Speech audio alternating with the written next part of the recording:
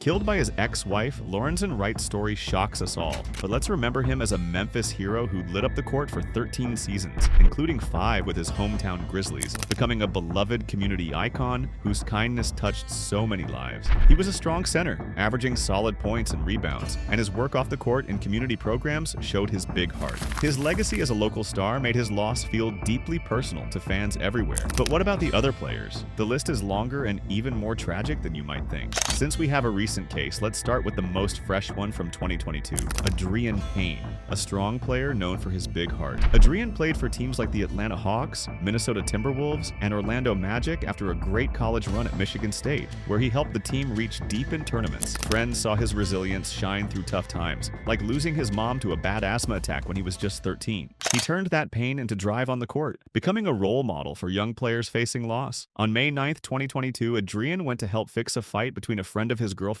and her boyfriend in Orlando, Florida. He and his girlfriend, Tara Walker, showed up at Lawrence Doherty's home to calm things down. Doherty said he shot Adrian in self-defense because Adrian, who was a foot taller, seemed to threaten him and reach for something. But Adrian sat unarmed in his own car, not on Doherty's land. The jury took only 90 minutes to find Doherty guilty of second-degree murder. He got life in prison without a chance for early release. Adrian's old teammate from Michigan State, Draymond Green, shared a touching tribute on his podcast. He called Adrian a harmless guy who lost his life just trying to help someone. That shows Adrian's true spirit, always putting others first, even in his last moments. His story reminds us of the good in people, like how he inspired so many with his comeback attitude, and his college stats of double-doubles highlighted his skill as a forward. Now, thinking about how Adrian gave so much to basketball and his friends, hit that subscribe button if you want more stories on players who left a positive mark. And drop a comment below, who was your favorite selfless player like Adrian, and why? Back to Lorenzen Wright, whose case we hooked with. He went missing on July 18, 2010, after leaving his ex-wife's house. A 911 call from his phone early on July 19th caught gunshots before it cut off. The dispatcher waited 10 days to tell a boss, which slowed everything down and led to a lawsuit his family settled with the city. His body turned up 9 days later in a wooded spot in Memphis, too broken down to see much. The case stayed cold for 7 years until police found the gun in a Mississippi lake in November 2017. That pointed to his ex-wife, Shara Wright, and her helper, Billy Ray Turner, a church deacon who did yard work. They said it was a plot for money and out of jealousy. Shara used sexy texts to draw Lorenzen to an old spot they knew, where he got shot 11 times. She pleaded guilty to helping the murder in July 2019 and got 30 years. Turner got convicted of first-degree murder in March 2022 and life in prison. Shara spent a big chunk of the $1 million insurance payout for her kids on fancy stuff like a Cadillac Escalade and a Lexus. But Lorenzen's memory lives on as a giver who built strong bonds in his community, with career averages around 8 points and 6 rebounds per game, and his role in helping the Grizzlies become a fan-favorite team. His family continues to honor him through foundations that support youth sports in Memphis. Next up, Andre Emmett from 2019. Andre starred at the Texas Tech and got picked in the second round by the Seattle Supersonics in 2004. He kept going strong, playing 2 NBA seasons, then shining overseas and in lower leagues. He became a top pick in the Big 3 League in 2018. On September 23, 2019, robbers shot him in his Dallas driveway, taking his watch and necklace. Video from his home showed him running from his car before the shots. It was a quick, random crime with no old grudges. 3 guys got charged. Larry Jenkins got found guilty of capital murder in September 2022 after a fast trial and life in prison. Keith Johnson took a plea deal for robbery in October 2022. Michael Lucky had his charge dismissed in November 2022 for lack of evidence. A Dallas cop said Andre had no fights with anyone. His friend Nancy Lieberman called him a great dad and giver who set a good example. Texas Tech fans raised $50,000 for tips on his killers. Andre's mom, Regina Oliver, gave a strong statement in court that showed her deep love and the family's push for justice. Andre's perseverance inspires players to never give up, with his college averages of over 18 points per game and leading Texas Tech to Sweet 16.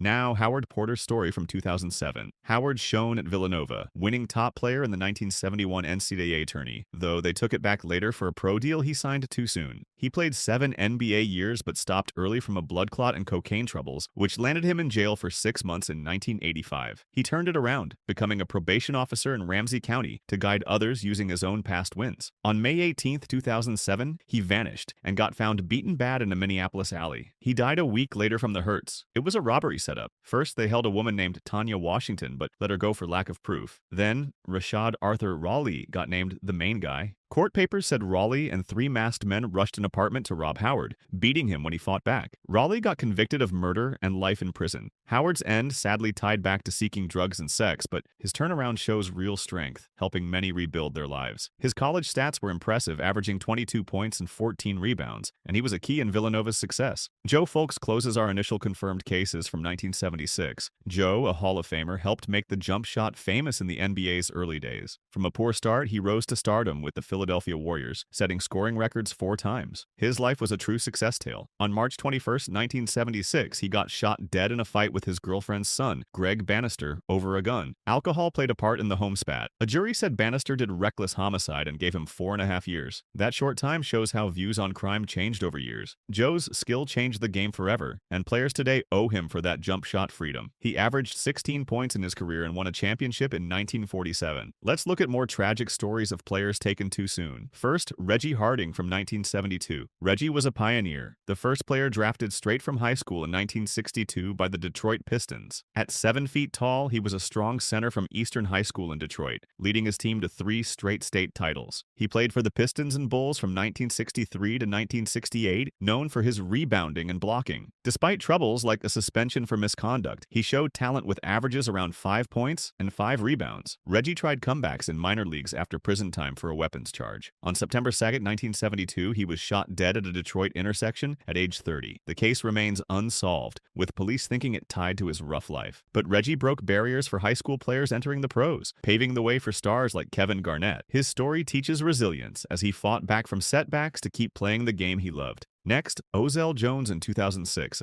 Ozell, nicknamed Hoppy, was a tall center at 6'11", drafted by the San Antonio Spurs in 1984, but played for the Clippers in 1985 to 86. He starred at Wichita State, helping them reach the Elite Eight in 1981 with strong defense. His blocks and rebounds made him a fan favorite. After NBA, he played overseas in Italy and in the CBA, earning all defensive honors. Ozell ran a big and tall clothing store in LA later. On September 7, 2006, relatives found him shot dead in his Lancaster apartment at age 45. He bled from a single wound to the torso. The case stays open. Ozell's legacy is his defensive prowess in helping teams win big games. He inspired tall players with his agility and heart. Then, Jack Molinas from 1975. Jack was a smart talent with a 175 IQ, starring at Columbia University, leading them to great seasons. Drafted third by Fort Wayne Pistons in 1953, he averaged 12 points and 7 rebounds in 32 games, earning All-Star nod in 1954.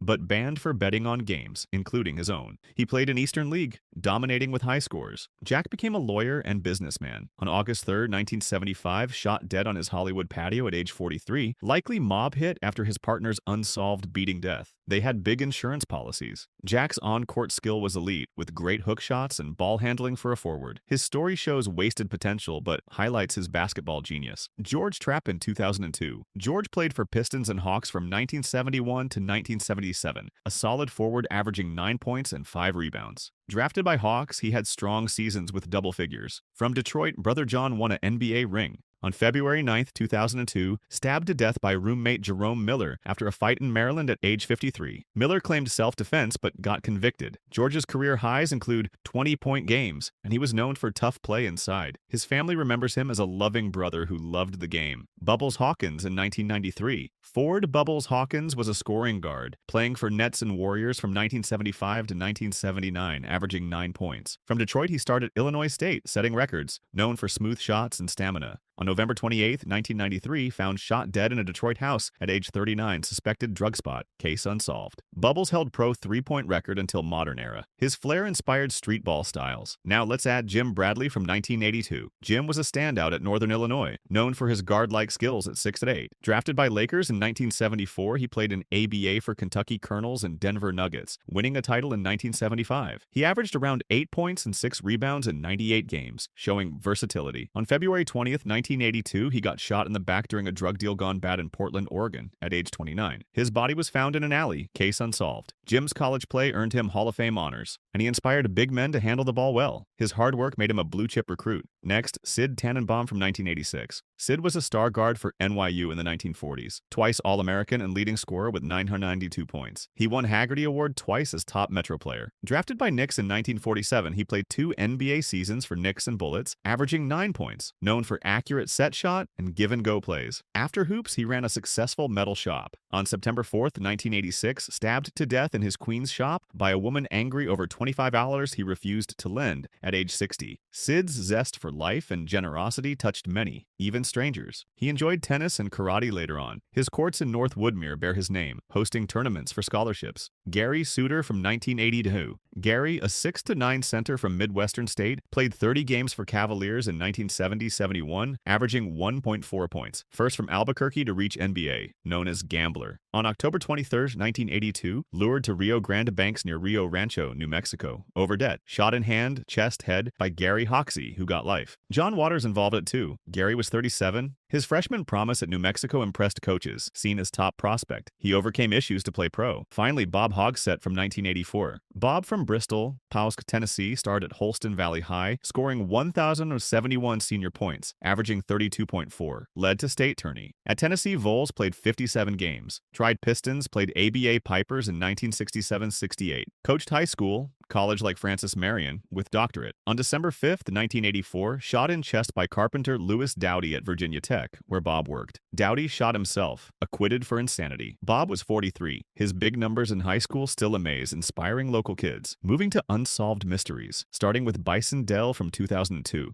Born Brian Williams, Bison won a title with the Chicago Bulls and quit in 1999 at his best, leaving a $36.45 million deal. He loved travel, music, and free living. In July 2002, he, his girlfriend Serena Carlin, and skipper Bertrand Saldo vanished on his boat in the South Pacific. Only his brother Miles DeBoard came back. DeBoard gave mixed tales like shooting Bison to defend himself after Bison killed the others. But FBI checks found no proof on the boat. They decided DeBoard killed all 3 for jealousy, as fights between brothers were bad. DeBoard tried buying $152,000 in gold with Bison's passport and got weights to sink bodies. He died from too much insulin on purpose as cops neared. No bodies mean it's still open, but Bison's bold choices inspired chasing dreams beyond fame. His NBA averages of 11 points and 6 rebounds showed his skill as a versatile big man. John Brisker from 1978 was a tough ABA and NBA player, known for his hot temper. A teammate joked he'd pull a gun if mad. He went to Uganda for business and last called his girlfriend on April 11, 1978. They called him dead in 1985 for his stuff, but no one confirmed it. Some think he died as a fighter or in a government fight. His fierce play made him a legend, blending court tales with his mystery end. He averaged 20 points in ABA, leading scorers multiple times. For clear facts, Bryce DeJean Jones in 2016 often gets mixed in as murdered, but it's not. He visited his girlfriend in Dallas for their baby's first birthday. After a fight, he walked off and came back to the wrong floor, kicking a stranger's door, then bedroom door. The resident woke up, thought he was being invaded, and shot DeJean Jones through the door. Texas law allows that for self-protection, so no charges. It was sad mistakes, not hate. Bryce's promise as a Pelicans guard and his family's love keep his memory bright. He averaged 6 points in his rookie year, showing potential. We must fix wrong ideas, like Ricky Berry's 1989 suicide by gun at home, or Eddie Griffin's 2007 crash into a train while drunk, his blood alcohol 3 times over the limit. Neither was murder. Anthony Roberts, the ex-Nuggets and Bullets player, got shot in a 1997 Tulsa parking fight, separate from a 2001 Georgia case with the same name. Roberts averaged 8 points in his career, known for strong defense. On the flip side, Javaris Crittenton as a killer gives balance. A first-round pick for the Lakers, Grizzlies, and Wizards, he had a gun spat with Gilbert Arenas in 2009. In 2011, he shot Jillian Jones, a mom of 4, by mistake while aiming at a robber who took his jewelry and phone. She died in surgery. While on bond, he got drug charges in 2014. He pleaded guilty to manslaughter and assault in 2015, getting 23 years cut to 10, out in April 2023. His fall warns of bad paths, but we focus on victims' good sides. These stories show athletes as people with real struggles. Fame didn't shield Lorenzen or Bison. It sometimes drew trouble from close ones. Ties to family sparked violence in cases like Lorenzen, Adrian, and Joe. Events grew fast, like Adrian's help turning deadly or Bryce's mix-up. Money drove crimes in Lorenzen and Bison's tales, but the basketball world honors them with true feeling. Draymond's raw words for Adrian, Villanova coach Jay Wright, and Pelicans notes for Bryce, and Andre's mom's justice fight show deep care. Rewards and chases for answers, like in Lorenzen's case, prove no one forgets. These men were more than players. They were dads, helpers, and inspirations. Their legacies push kindness and strength. Adding more depth, Reggie Harding's barrier-breaking draft inspires future generations, despite his end. Ozell Jones's defensive clinics in college and pro taught young centers how to protect the rim. Jack Molinas' court IQ was off the charts, making him a what-if story in NBA history. George Trapp's inside scoring helped his teams compete in tough eras. Bubbles Hawkins' shooting range foreshadowed today's game. Each left marks on basketball that outlast their tragedies. Jim Bradley's versatility as a big man who could dribble like a guard changed how coaches scouted. Sid Tannenbaum's set shots set standards for accuracy in early NBA. Gary Suter's journey from Albuquerque to pro ball showed grit. Bob Hogsett's high school scoring records still echo in Tennessee gyms. As we wrap up, remember these tragedies as personal, not just basketball links. They teach us about life's hard sides. If these touching tributes moved you, subscribe for more on players' true impacts. Comment your thoughts on how we can honor these legacies today.